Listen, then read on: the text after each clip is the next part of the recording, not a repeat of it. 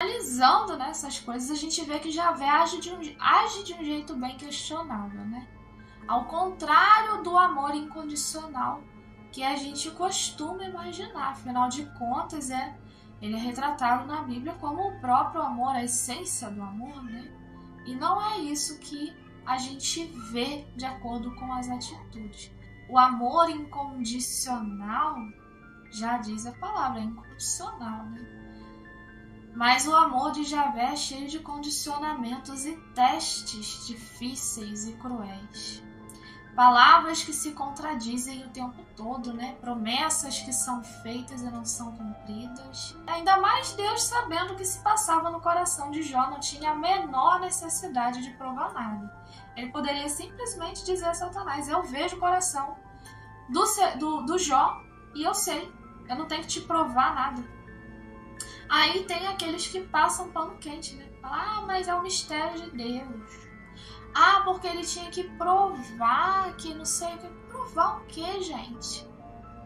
Isso me parece um ato bem cruel.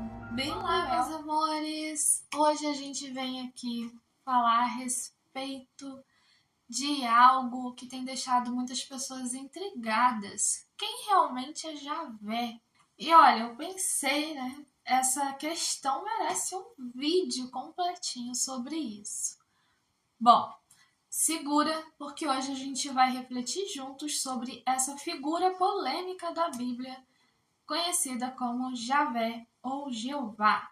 Começando por Moisés, que eu já abordei no vídeo anterior, detalhadamente essa passagem, essa história de Moisés, mas vamos resumir aqui para vocês. Javé prometeu a Moisés a terra prometida, e ele não entrou nela de acordo com Deuteronômio, capítulo 34, do versículo 5 ao 6. Ou seja, né, prometeu e não cumpriu. Mais uma vez, toda essa história tem um vídeo completo aqui no canal. E olha só isso que interessante. Isso é só o começo, tá, gente? Algumas traduções originais dizem que Moisés morreu da boca de Javé. Mas depois tem uma outra história, onde diz que Miguel ali pediu, né, o corpo de Moisés para Satanás. Pois é. Se Javé estava presente, foi o último a ter contato com Moisés. Quando Moisés morreu, inclusive, né? Segundo escritos originais, diz que Moisés morreu da boca de Javé. Por que esse corpo foi ali ser contestado, né, a Satanás? Não faz sentido, né, gente? Agora vamos analisar outra situação, que é a situação de Abraão e Isaac, onde Javé pede que sacrifique o seu filho Isaac, como uma prova ali de fé, de amor, né?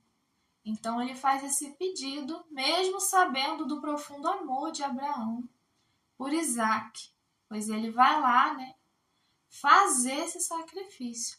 No último momento, Javé, ele interrompe, né, esse sacrifício e diz que não é necessário.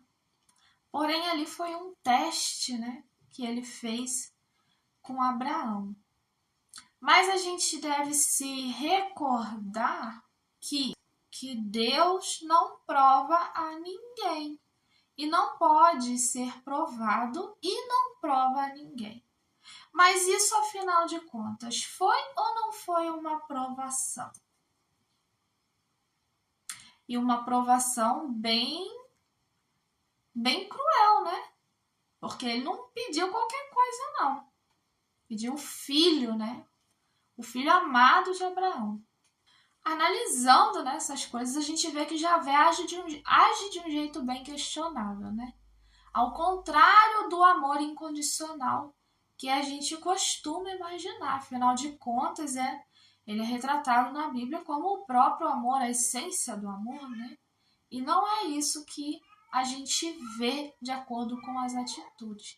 Nós, seres humanos, réis mortais, né? Temos essa consciência, não é verdade?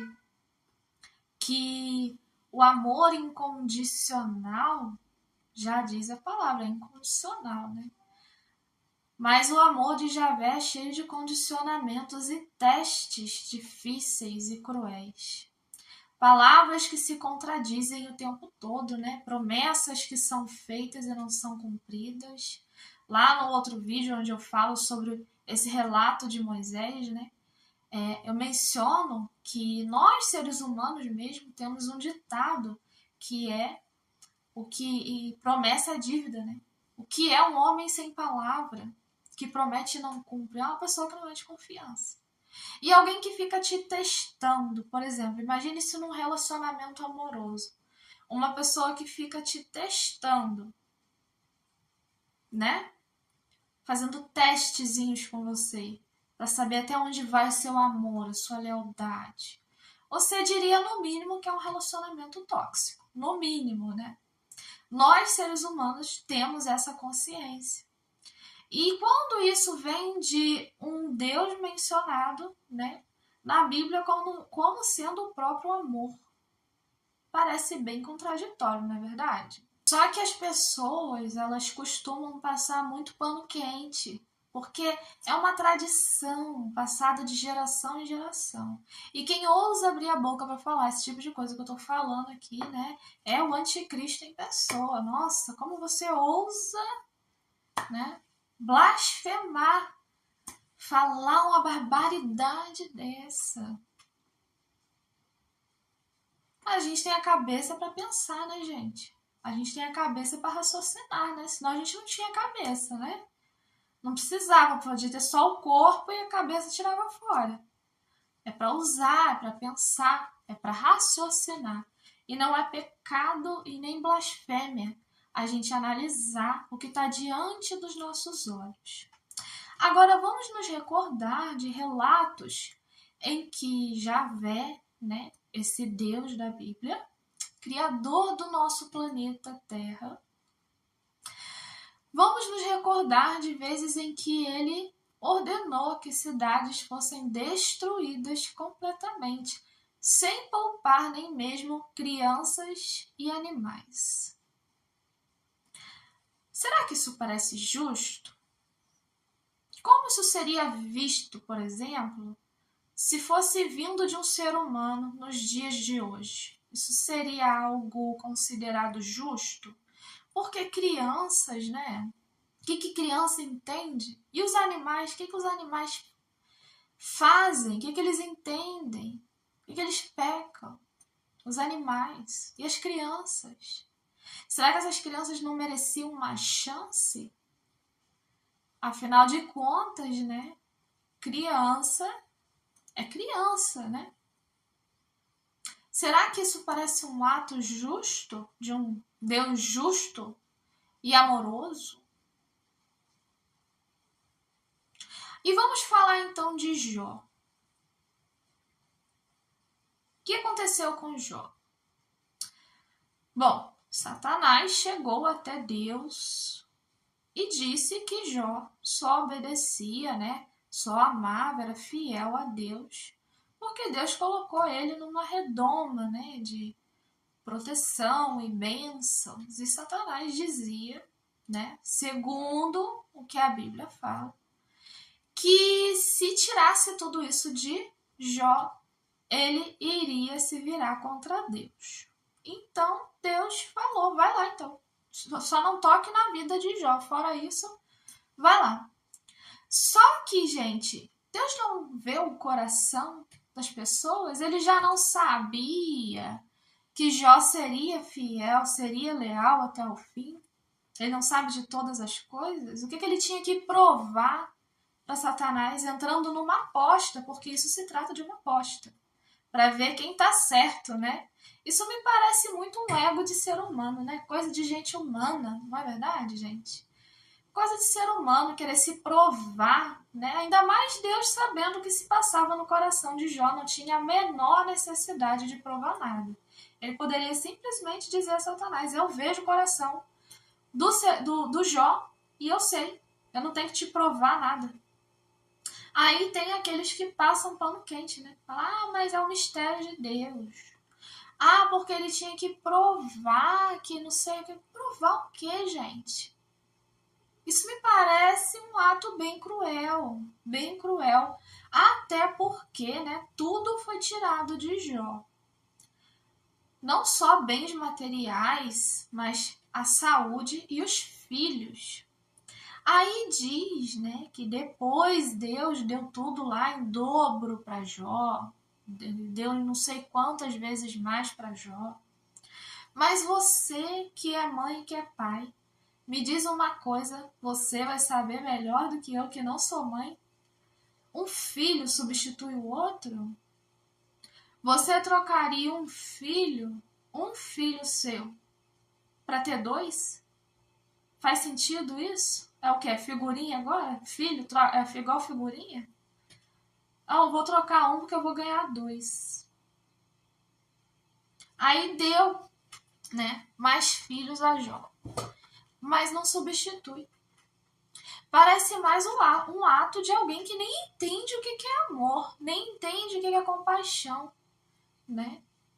Nem entende o que é passar pelo sofrimento, como se não fosse nada, por uma questão completamente desnecessária. Desnecessária. Porque, afinal de contas, ele já sabia, né, o que se passava no coração de Jó. Aí pensa a gente trazendo tudo isso para os dias de hoje. Você já viu alguém que prometeu algo e não cumpriu? Ou que te testou de forma desnecessária? Aí você pensa, será que isso que é chamado de amor divino? É bom a gente refletir, porque nós não precisamos aceitar tudo sem questionar, mesmo que seja a Bíblia ou tradições religiosas antigas.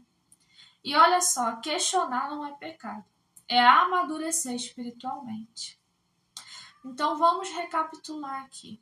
Javé prometeu e não cumpriu a Moisés. Testou a fé de Abraão e de Jó de formas cruéis, mesmo dizendo que ele não testa ninguém. Mandou destruir cidades inteiras sem misericórdia com seres inocentes. E ainda assim, muita gente acredita cegamente nesse bom Deus amoroso e misericordioso, no qual seus atos não devem ser questionados, pois se trata de um mistério. Bom, isso é uma reflexão para a gente pensar sobre quem realmente é Javé e o que isso significa para a nossa própria jornada espiritual.